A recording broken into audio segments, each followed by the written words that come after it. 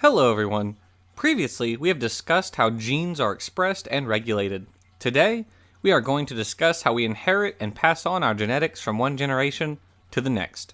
So, let's jump right in.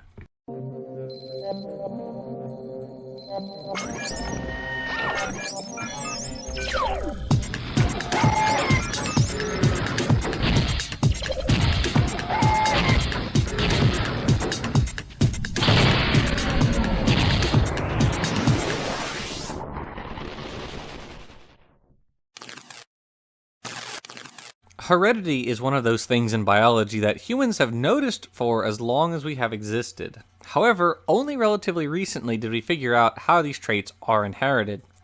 Charles Darwin studied this subject, and for good reason. The inheritance of variable traits was a vital part of his theory.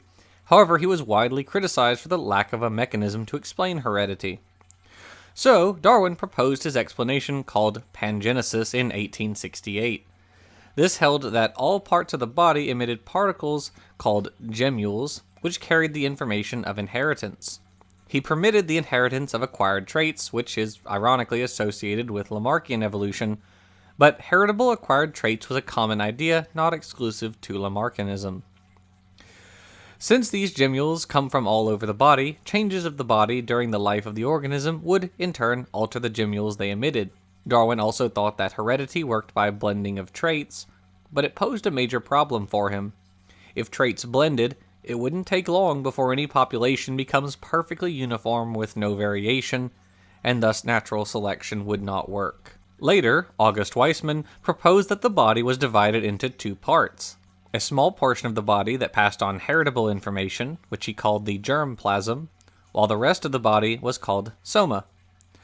The soma developed from the germ plasm, but it would not pass on any heritable information to the next generation. Weismann experimented with mice by cutting off their tails and showing that their offspring had normal tails, even after multiple generations of tail cutting. Unlike Darwin's idea of pangenesis, Weismann's idea of the germ plasm explained this observation. Even though the tail was cut off, the mice still had the germ plasm that contained the information to build the tail. Today, we know Weismann was right. Cells that aren't part of the germline, like sperm and egg, are somatic cells, named after Weismann's soma. Somatic mutations are not inherited. This is often referred to as the Weismann barrier. Darwin also conducted his own experiments. He crossed different pea plants that had different coloration, but he noticed that the offspring were not blended. Darwin couldn't explain this observation, but someone else who was also experimenting with pea plants around the same time did. Between 1856 and 1863, an Austrian monk named Gregor Mendel grew thousands of pea plants over multiple generations. Mendel crossed one variety with purple flowers and one variety that was white. Mendel first made sure that each variety was true breeding. This meant that when the pea plants self-pollinated, the offspring always exhibited the same traits as their parents. After crossing the purple flower plants with the white flower plants, the offspring, called Generation F1, all had purple flowers. Not only was there no blending of traits, the white flower trait was apparently gone. Next, Mendel allowed one individual from F1 to self-pollinate, producing what is called an F2 generation. These had both white-flowered and purple-flowered individuals in a ratio of 3:1. Mendel made the same observation with other characteristics of the pea plants regarding seed color, seed shape, and the length of the plants. Mendel deduced a model to explain this. No blending, as well as the reappearance of traits, could only mean that heredity was particulate. Information was passed on in discrete units. Today we call these units genes, and the variations of genes we call alleles. In Mendel's pea plants, there is one gene for flower color. This gene has two alleles. One allele for a purple flower, and one for the white flower. Mendel also figured out that each individual had two alleles. An individual with two copies of the same allele is homozygous. One with two different alleles is heterozygous. The allelic combination is called the genotype, and the visible trait that is expressed is called the phenotype. For one gene with two alleles, there are three unique genotypes. Homozygous with copies of the same allele for one phenotype, homozygous with two copies of the same allele for the alternate phenotype, or heterozygous, where there's one copy of each allele. The alleles in a genotype are symbolized as letters. Furthermore, Mendel formulated 3 laws of inheritance. First is the law of dominance and uniformity. This says that one of the 2 alleles is dominant while the other is recessive, meaning heterozygous genotypes will only express the dominant phenotypes. The dominant allele is often denoted with a capital letter, while the recessive one is denoted with a lowercase letter. Mendel's second law is the law of segregation, which says that for each gene, the alleles segregate from each other when the gametes, the egg and sperm, are produced. Each gamete gets one allele in a 50-50 coin toss. Both the law of dominance and the law of segregation explains these patterns of heredity. The parents were homozygous, thereby making generation F1 all heterozygous, which expresses only the dominant phenotype, the purple flowers. When F1 produces gametes, each half gets one allele. Self-pollination thus produces every possible genotype in the F2 generation, shown by the Punnett square. Since the allele for white flowers is recessive, the phenotype is only expressed in individuals that are homozygous for this allele, which is 25% of the offspring, which explains the 3-to-1 ratio of these traits seen in this generation. One additional law that Mendel deduced came when he noted the inheritance of multiple characteristics at the same time. Here he noted traits of seeds. They could be yellow or green, with yellow being dominant, and they could be round or wrinkled, with round being dominant. In F2, he observed every combination of traits in a ratio of 9-3 to 3-1. This meant that the alleles are separately passed on. Thus, he formulated the third law, called the law of independent assortment. This work was among the most important discoveries in science, and Darwin would be thrilled to know about it. But, sadly, he never did. In 1866, Mendel sent preprints of his paper to roughly 100 scientists and libraries, including Darwin himself. However, the scientific community largely ignored it, and the preprint that Darwin received was found unopened in his library after his death. It wasn't until 1900 when Mendelian inheritance was rediscovered. Although Mendelism, as it was called, still remained controversial until the experiments conducted by Thomas Hunt Morgan and his students with the fruit fly, Drosophila melanogaster, starting in 1908. Morgan aimed to test the chromosomal theory of inheritance, which proposed that the chromosomes were the carriers of genetic information. Scientists could observe these chromosomes under a microscope during cell division, but their role in heredity wasn't established yet. The fruit flies were an ideal test subject. They could be easily handled in the lab and reproduced quickly. They also had a very simple chromosomal makeup called a karyotype. Fruit flies have 4 pairs of chromosomes, one being the sex chromosomes. Male fruit flies have XY and females have identical XX chromosomes. After 2 years of no results, Morgan and his team finally managed to generate a mutant, a single male that had white eyes, whereas the usual fly had red eyes, called the wild type. When Morgan crossed this white-eyed male with red-eyed females, the offspring exhibited the same pattern of inheritance that Mendel observed. The F1 population all had red eyes. The red eye trait was dominant, while the white eye trait was recessive. When he crossed F1 males with F1 females, the F2 population exhibited the same 3-to-1 ratio between red-eyed and white-eyed individuals. But there was something else going on. Half the males had red eyes and half had white eyes, but all females had red eyes. The correlation between sex and a variable trait supported the chromosome theory of inheritance. The gene for eye color was located in the sex chromosome. The allele for white eyes was located in the X chromosome, which is why only males can have either red or white eyes. Morgan's work showed that chromosomes were carriers of heredities and provided the physical basis for Mendel's laws. Both chromosomes and genes come in pairs, chromosome pairs, and alleles. If each gene was located on one chromosome, with one allele on each chromosome pair, this fully explained the patterns of heredity outlined by Mendel. However, chromosomes also proved an exception to one of Mendel's laws. If genes occur on the same chromosome, the pattern of inheritance would deviate from the law of independent assortment. The alleles for these would be inherited together as if they are linked. Hence, this is known as genetic linkage. Morgan's experiments showed this as well. He obtained double mutant flies that had small wings and black bodies. The wild type had normal wings and gray bodies. The mutant traits were recessive. Morgan first bred a female that is heterozygous for both traits, expressing the dominant phenotypes. He crossed this female with a male that is homozygous for both mutant phenotypes. If the genes for wings and body color are on separate chromosomes, you would expect an equal ratio of all possible combinations of the traits in the offspring. If they are linked, then you would expect to only see the same phenotype combinations observed in the parents. However, while Morgan did observe a higher proportion of the same phenotypical combinations seen in the parents, counter to the law of independent assortment, he also observed some offspring with novel phenotype combinations. Morgan deduced that this could only mean that while the genes are on the same chromosome, the linkage between these can be broken by a chromosomal recombination. Recombination is a process that happens during meiosis, which we covered in the video on cell cycles. Pairs of chromosomes swap parts between each other via chromosomal crossing over, and the resulting chromosome pairs are called recombinants. When the site of chromosomal crossover, called chiasma, happens right between the genes, the genetic linkage is broken.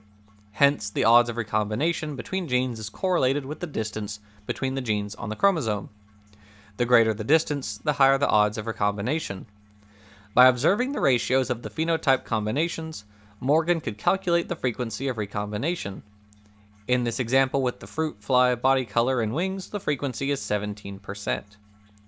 With this observation, one of Morgan's students, Alfred H. Sturtevant, used this data to determine the relative locations of different genes, constructing what are known as linkage maps. After Morgan, the statistician, Ronald Fisher, unified chromosomal and Mendelian inheritance with Darwin's theory of natural selection, as well as formulating the mathematics of population genetics. This produced the Neo-Darwinian synthesis, or the ironically named modern synthesis of evolution, in 1930. All in all, Mendel's work eventually turned out to be a great success, perhaps in a way too successful. Recall Mendel's 3 laws. Characteristics that exhibit patterns of inheritance in accordance to these are known as simple or Mendelian traits. The exceptions are non-Mendelian. We already mentioned some exceptions, but there are lots of exceptions.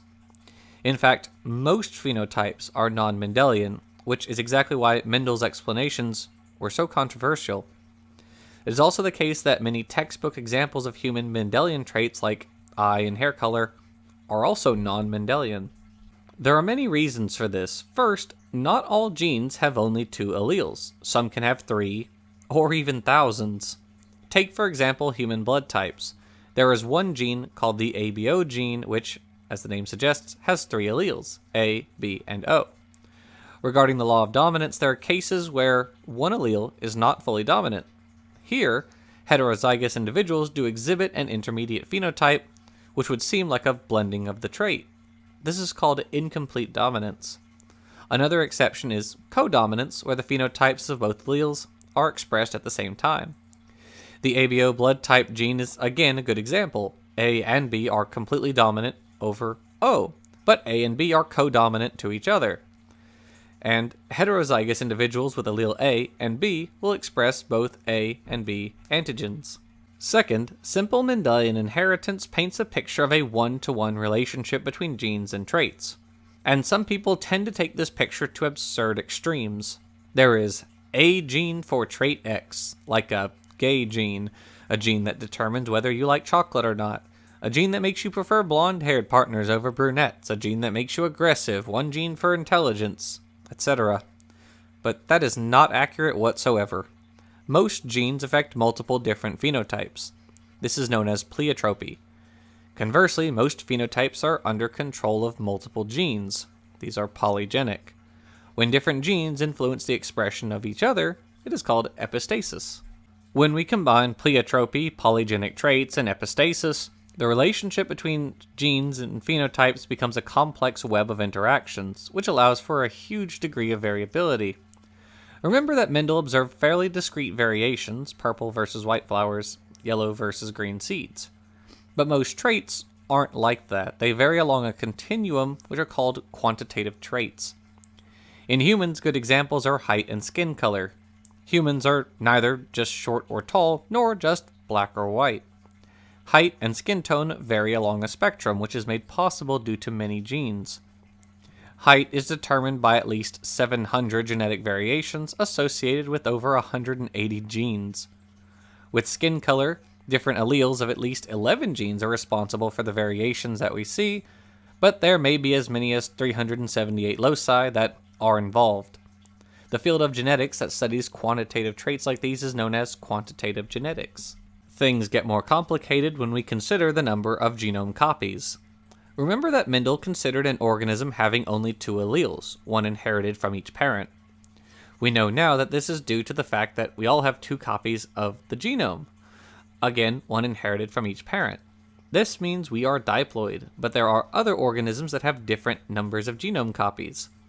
Some have only one genome and thus can only have one allele called monoploid, while others have more than 2 copies and thus they can have more than 2 alleles at the same time. These are polyploid. And making things more complicated still, not all genes reside in the chromosomes inside the nucleus. Eukaryotes have genes inside their organelles like mitochondria and chloroplasts. Since these genes are outside the nucleus, they are often called cytoplasmic genes.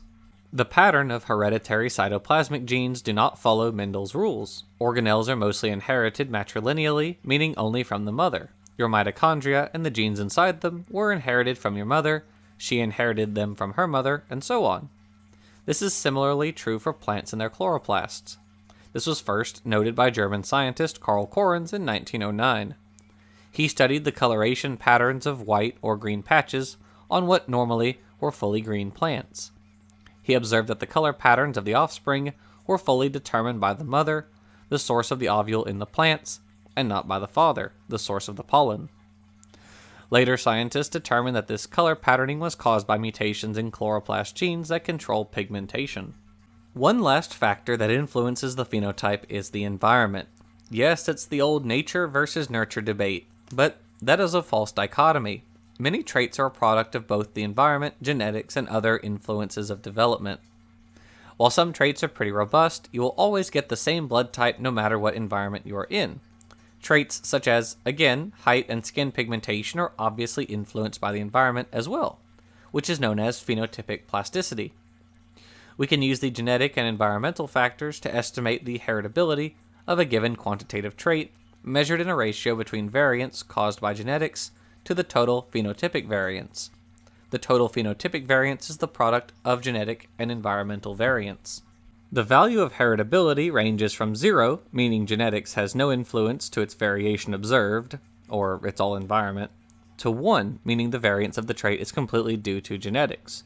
Note that heritability doesn't mean the degree to which genetics is involved in the development of the trait. It's just regarding the cause of the observed variation. There is no variation among humans with regard to the number of noses, so heritability is 0 for this trait, but genes are still involved in the development of the nose. Unfortunately, quantitative genetics and heritability have also been misused, most especially regarding claims about the differences in intelligence between different human populations. The most infamous example is the bell curve by Charles Murray and Richard J. Herrnstein. They claim that the differences between the average IQ of African and European descendant Americans was in part due to the genetic differences between these populations. They noted that the heritability of IQ lies somewhere between 0.4 to 0.8, meaning the variations of IQ observed between all humans is, to an extent, due to the genetic differences. They say that this tells us nothing for sure about the origin of the difference between the groups, but they continue to make the argument that the cause is genetic. The reality is that heritability tells us absolutely nothing about whether genetics is responsible for the differences observed between ethnic groups. The reason this is the case is illustrated in the experiment by Jens Clausen, David Keck, and William Heisey. They studied 7 plants of a perennial wildflower. For each plant, they made 2 identical clones.